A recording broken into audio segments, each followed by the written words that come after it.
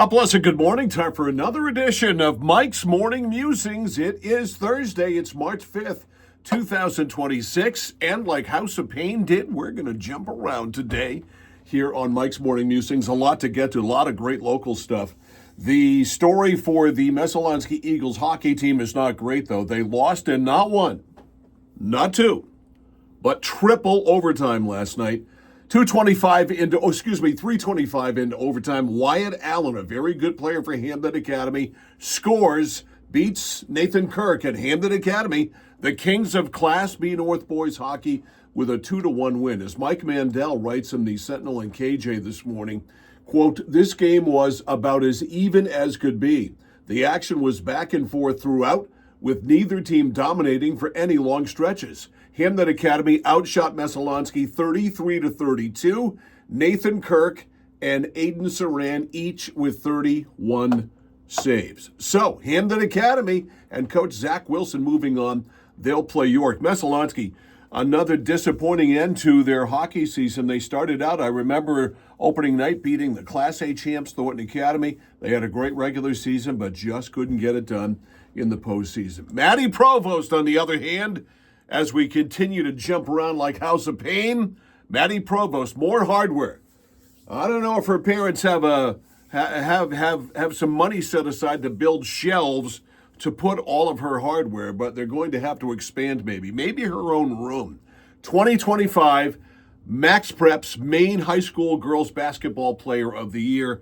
We know she led Lawrence to the state championship, averaging nearly 30 points a game and also averaging 9 rebounds a game as Lawrence wins their second title in 4 years. So, Maddie Fitzpatrick wins it this year.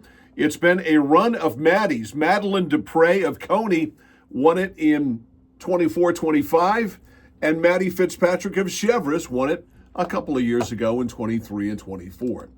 All right, let's move on to the women. University of Maine at Augusta women continue to roll as they dethroned the two-time USCAA national champions, the Christendom Crusaders, in the quarterfinals at the national tournament yesterday, winning 62-49, and some familiar names getting it done for the University of Maine at Augusta Moose, including Annabelle Morris of Skowhegan, who had 11 rebounds. She also had 11 points in this ball game. Heath Cowan's roster at UMA, 12 players on that roster, 10 of them hail from the state of Maine. So the UMA women continuing to make a huge impact. So with the win, the Moose are now going to play on Friday afternoon in the semifinals at 3:15. They don't know who they're going to play yet. Their opponent will be decided today. But that roster, again, just absolutely filled with girls, young women from the state of Maine. So they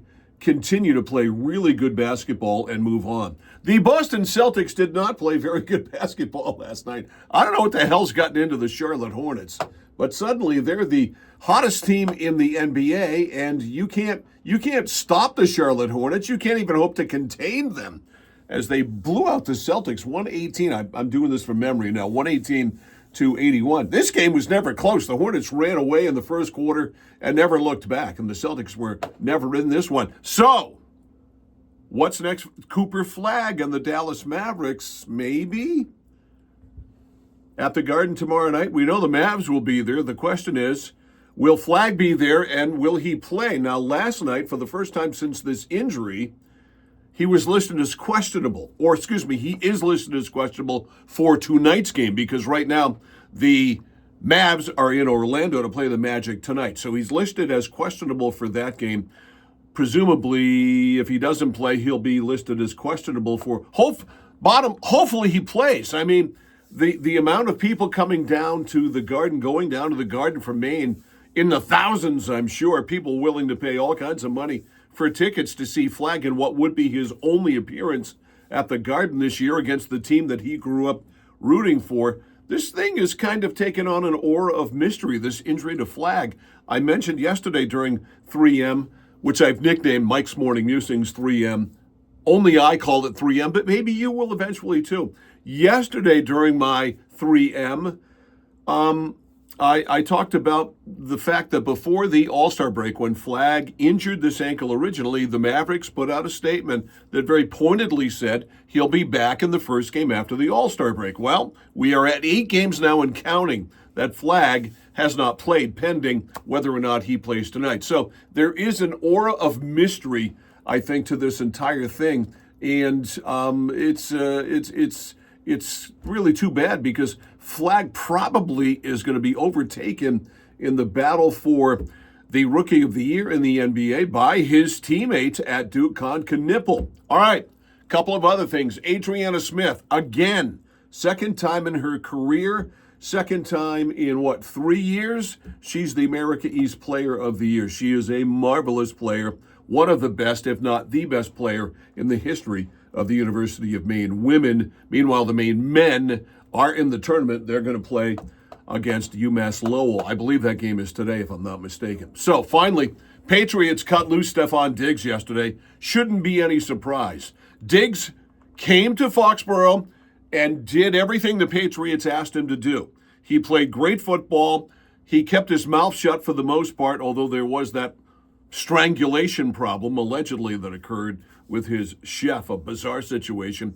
But he came to Foxborough, kept his mouth shut, and performed on the field and helped the Patriots make the Super Bowl. But he's going to be 33. He's making a ton of money. Are you going to get a performance out of him that is worthy of the kind of money that they were going to pay him at 33? No. So don't be surprised if A.J. Brown is the next veteran receiver to come to Foxborough, which I'm all for, provided they don't give up too much for him, because he too is a little on the grayer side, shall we say, or shall be soon. So lots to get to. What do you think? How'd I jump around? Pretty good, huh, for an old man?